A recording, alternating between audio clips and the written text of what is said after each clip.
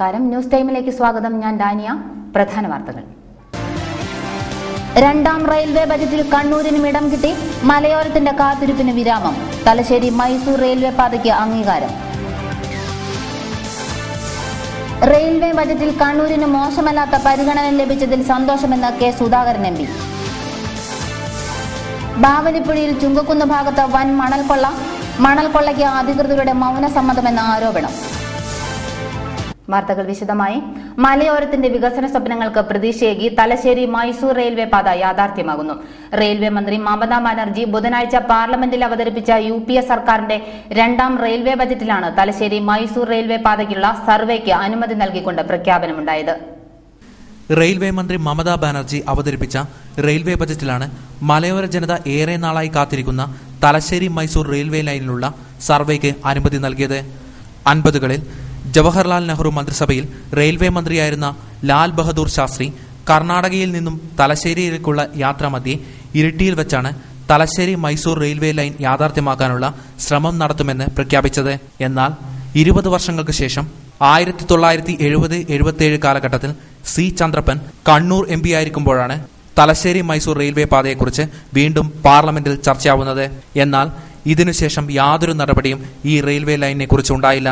ഈ പാതയെക്കുറിച്ച് ഇന്ത്യക്കാർ ചിന്തിച്ചു തുടങ്ങുന്നതിനേക്കാൾ മുൻപ് തന്നെ ബ്രിട്ടീഷുകാർ ചിന്തിച്ചിരുന്നു. 1938-40 കാലഘട്ടത്തിൽ ബ്രിട്ടീഷുകാർ വിശാഖപട്ടണത്തേക്ക് മരം കൊണ്ടുപോകുന്നതിനു വേണ്ടി കിളിയന്തറ ഭാഗത്ത് റെയിൽവേ ലൈൻ സ്ഥാപിച്ചിരുന്നു. ഇന്നും ഇതിന്റെ അവശിഷ്ടങ്ങൾ ഇവിടെ കാണാം. ആദ്യ UPA സർക്കാർ മന്ത്രിസഭയിൽ റെയിൽവേ മന്ത്രിയായിരുന്ന ലാലു പ്രസാദ് 2006 റെയിൽവേ ബഡ്ജറ്റിലാണ് ഈ പാതയ്ക്കുള്ള സർവേ നടപടിക്ക് അനുമതി നൽകിയത്. റെയിൽവേ മന്ത്രി മമതാ ബാനർജി 2010-11 സാമ്പത്തിക വർഷത്തിൽ അവതരിപ്പിച്ച റെയിൽവേ ബഡ്ജറ്റിൽ ഈ പാതയ്ക്കുള്ള സർവേക്ക് അനുമതി നൽകിയതോടെ തലശ്ശേരി മൈസൂർ പാതയ്ക്ക് വീണ്ടും ജീവൻ വെക്കുകയാണ്. ഒപ്പം മലയോര ജനതയുടെയും. News desk. ഏറെ നാളത്തെ കാത്തിരിപ്പുകൾക്കൊടുവിലാണ് തലശ്ശേരി മൈസൂർ റെയിൽവേ പാതയുടെ സർവേ നടപടിക്ക് അനുമതി ലഭിച്ചത്. ഇതിന് സന്തോഷമുണ്ടെന്ന് കെ സുധാകരൻ MP പറഞ്ഞു. ഇത്തവണത്തെ റെയിൽവേ ബജറ്റിൽ കണ്ണൂരിന് മോശമല്ലാത്ത പരിഗണന ലഭിച്ചുവെന്നും അദ്ദേഹം പറഞ്ഞു. റെയിൽവേ ബജറ്റിനെ കുറിച്ച് ന്യൂസ് ടൈമിനോട് പ്രതികരിക്കുകയായിരുന്നു കെ സുധാകരൻ MP. എത്രയോ വർഷമായി ഉത്തര മലബാറിലെ പ്രത്യേകിച്ചും കണ്ണൂർ തലശ്ശേരി ഭാഗത്തെ ജനങ്ങൾ ആഗ്രഹിക്കുന്നതും ആവശ്യപ്പെടുന്നതുമായ ഒരു ഡിമാൻഡാണ് തലശ്ശേരി മൈസൂർ റെയിൽ പാത. പല സന്ദർഭങ്ങളിലായി റെയിൽവേ ഉദ്യോഗസ്ഥന്മാർ ഇതിന്റെ സർവേ നടത്തിയെന്നും അത് ഫീസിബിൾ അല്ല എന്ന് പറഞ്ഞ് കോൾഡ് സ്റ്റോറേജിൽ വെച്ചതാണ്. അതിനൊരു പ്രതീക്ഷയില്ല, ഒരു കാരണവശാലും അത് വയബിൾ അല്ല എന്ന് ഉദ്യോഗസ്ഥന്മാർ പറഞ്ഞതാണ്. പക്ഷേ ഞങ്ങൾ നിരന്തരമായി ബഹുമാനപ്പെട്ട റെയിൽവേ മന്ത്രിയുമായി സംസാരിച്ച് നിങ്ങൾ അതിന്റെ ഫീസിബിലിറ്റി ഒരു സർവേ നടത്തിയതിനു ശേഷം മാത്രമേ കാണാവൂ എന്ന ഞങ്ങളുടെ അപേക്ഷ സ്വീകരിച്ചതിന്റെ അടിസ്ഥാനത്തിലാണ് ഇത്തവണത്തെ ബജറ്റിൽ ഈ പ്രഖ്യാപനം നടത്തിയത്. ലാലു മാജിക്ക് ഇത്തവണ മമതയും ആവർത്തിച്ചു. ചരക്കുകൂലിയും യാത്രാക്കൂലിയും വർദ്ധിപ്പിക്കാത്ത UPA സർക്കാരിന്റെ ആദ്യ സമ്പൂർണ്ണ റെയിൽവേ ബജറ്റായിരുന്നു മമതാ ബാനർജി ഇത്തവണ പാർലമെന്റിൽ അവതരിപ്പിച്ചത്. കേരളത്തിന്റെ പ്രതീക്ഷയ്ക്ക് മങ്ങലേറ്റില്ല. കേരളത്തിനും കിട്ടി 7 പുതിയ വണ്ടികളും പാലക്കാട് ഒരു കോച്ച് ഫാക്ടറിയും. മമത ഇത്തവണയും പതിവ് തെറ്റിച്ചില്ല. ഇത്തവണയും ചരക്ക് യാത്രാക്കൂലി വർദ്ധിപ്പിക്കാത്ത ബജറ്റായിരുന്നു റെയിൽവേ മന്ത്രി അവതരിപ്പിച്ചത്. കേരളത്തിന് പുതിയ 8 വണ്ടികളും പാലക്കാട്ടെ കോച്ച് ഫാക്ടറിയും ഇത്തവണ ബജറ്റിൽ യാഥാർത്ഥ്യമായി. തലശ്ശേരി മൈസൂർ റെയിൽവേ ലൈൻ ഉൾപ്പെടെ 6 പുതിയ റെയിൽവേ ലൈനുകൾക്കാണ് സർവേക്ക് അനുമതി ലഭിച്ചത്. തലശ്ശേരി മൈസൂർ റെയിൽവേ പാതയ്ക്ക് അനുമതി നൽകിയ കേന്ദ്രമന്ത്രിസഭയ്ക്ക് Thalassery Mysore railway Iritty action committee നന്ദി രേഖപ്പെടുത്തി. ന്യൂസ് ടൈമിന് അനുവദിച്ച പ്രത്യേക അഭിമുഖത്തിലാണ് ജില്ലാ panchayat member KT Jose, TV Krishnan തുടങ്ങിയവർ നന്ദി അറിയിച്ചത്. തുടർന്ന് റെയിൽവേ ആക്ഷൻ കമ്മിറ്റിയുടെ നേതൃത്വത്തിൽ ഇരിട്ടിയിൽ ആഹ്ലാദ പ്രകടനം നടത്തി. KV ഉത്തമൻ, KT Jose, PV Krishnan, V Shaji എന്നിവർ നേതൃത്വം നൽകി. അധികൃതരുടെ മൂക്കിന് താഴെ കേളകം കൊട്ടിയൂർ പഞ്ചായത്ത് അതിർത്തിയിൽ വരുന്ന ബാവലിപ്പുഴയുടെ ഭാഗത്ത് വൻ അനധികൃത മണൽക്കൊള്ള. ചുങ്കക്കുന്ന് പള്ളിക്കടുത്ത് 2 പഞ്ചായത്തുകളെയും ബന്ധിപ്പിക്കുന്ന കോലാഞ്ചിത്തോടിന് സമീപം ബാവലിപ്പുഴയിലാണ് മീറ്ററുകളോളം മണ്ണുമാന്തി മണലൂറ്റ് നടക്കുന്നത്. പുഴയുടെ ഒരു ഭാഗം ഇപ്പോഴേ ഗതി മാറി ഒഴുകി തുടങ്ങി. പുലർച്ചെ 5 മണി മുതൽ 8 മണി വരെയാണ് ലോഡ് കണക്കിന് മണൽ ഇവിടെ നിന്നും കോരിക്കൊണ്ടുപോകുന്നത്. സംഭവത്തിൽ പോലീസിന്റെ മൌനസമ്മതമുണ്ടെന്ന് ആരോപണമുണ്ട്. സംഭവസ്ഥലത്തിന് ഏതാനും കിലോമീറ്റർ മാത്രം അകലെ താമസിക്കുന്ന കേളകം പഞ്ചായത്ത് വൈസ് പ്രസിഡന്റ് ജോയി വേളുപുഴ സംഭവം ഇതുവരെ ശ്രദ്ധയിൽപ്പെട്ടിട്ടില്ലെന്നും പറയുന്നു. സ്വകാര്യ വ്യക്തി വർഷങ്ങൾക്ക് മുമ്പ് നേടിയ അനുമതിയുടെ മറവിലാണ് മണലൂറ്റ് നടക്കുന്നത്. ഇത് നിർബാധം തുടർന്നാൽ വർഷകാലത്ത് കൃഷിയിടങ്ങൾ നശിക്കാനിടയുണ്ട്. പലതവണ പലരും പരാതിപ്പെട്ടിട്ടും അധികൃതർ സംഭവം കണ്ടില്ലെന്ന് നടിക്കുന്നതായി ആക്ഷേപമുയരുന്നുണ്ട്. ശ്രീകണ്ഠാപുരം കോട്ടൂരിൽ സ്വകാര്യ വ്യക്തിയുടെ പറമ്പിൽ JCB ഉപയോഗിച്ച് മണ്ണു നീക്കം ചെയ്യുന്നതിനിടയിൽ PWD റോഡ് കയ്യേറി എന്നാരോപിച്ച് നാട്ടുകാർ പ്രവൃത്തി തടഞ്ഞു. ശ്രീകണ്ഠാപുരം പാലത്തിന് തൊട്ടടുത്തായുള്ള സ്വകാര്യ വ്യക്തി വാങ്ങിയ സ്ഥലത്താണ് നീക്കം വലിക്കുമ്പോൾ തൊട്ടടുത്തുള്ള PWD റോഡും സർക്കാർ ഉടമസ്ഥതയിലുള്ള സ്ഥലവും JCB ഉപയോഗിച്ച് നീക്കം വലിച്ചത് നാട്ടുകാരുടെ ശ്രദ്ധയിൽപ്പെട്ടത്. തുടർന്ന് നാട്ടുകാർ ഇടപെടുകയും പണി നിർത്തിവെപ്പിക്കുകയുമായിരുന്നു. കോട്ടൂർ പുഴയിലേക്ക് പോകുന്ന ടാറിംഗ് നടത്താത്ത റോഡ് സ്വകാര്യ വ്യക്തി കയ്യേറുവാൻ ശ്രമിച്ചുവെന്നാണ് നാട്ടുകാരുടെ ആരോപണം. തിങ്കളാഴ്ച രാത്രിയിൽ കണിച്ചാറിലെ പുഴയുടെ വശം JCB ഉപയോഗിച്ച് താൻ കുഴിച്ചു എന്ന വാർത്ത കുലച്ചിത്ര ജോയി തോമസ് നിഷേധിച്ചു. ആരോപണം ഉന്നയിച്ചവർ തോട് കയ്യേറി മണ്ണിട്ട് നികത്തി ഉപയോഗിക്കുന്നതിനെതിരെ RDOയ്ക്ക് താൻ പരാതി കൊടുത്തതിലുള്ള വൈരാഗ്യം തീർക്കാൻ കെട്ടിച്ചമച്ച കഥയാണെന്നും അദ്ദേഹം പറഞ്ഞു. JCB വന്നത് പഞ്ചായത്ത് വക പമ്പ് ഹൌസിൽ പ്രവർത്തിക്കാണെന്നും തനിക്കതിൽ യാതൊരു മനസ്സറിവുമില്ലെന്നും ജോയി പറഞ്ഞു.